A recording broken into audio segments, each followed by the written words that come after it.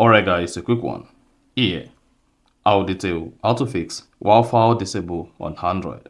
So, if you are unable to connect to your Android phone to a Wi-Fi network because it says Wi-Fi is disabled, then here are your quick fix. So if at the end of this, you found this often informative, please don't forget to like and then subscribe.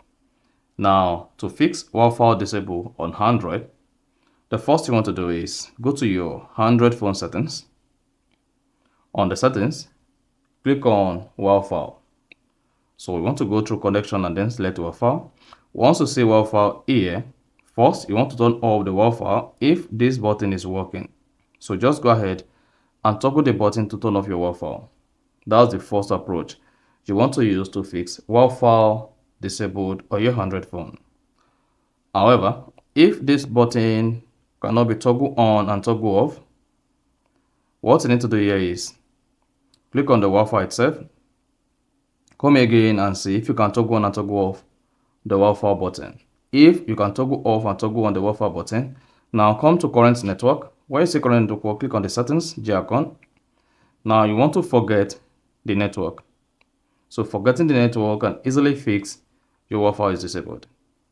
And again, while on the Wi-Fi main settings page, click on the three dots at the top right, click on advanced settings, then here, come here, turn off hotspot 2.0 and then turn it on again. Now while still on the advanced settings page, click on manage network. Then here you see all the network you've connected to on your phone. Now click on delete and check on non-Wi-Fi network or some of the Wi-Fi network you've connected here. This could be because you have enough Wi-Fi on your phone. That is the reason why you are unable to connect to another Wi-Fi network. Select all of them and click on delete.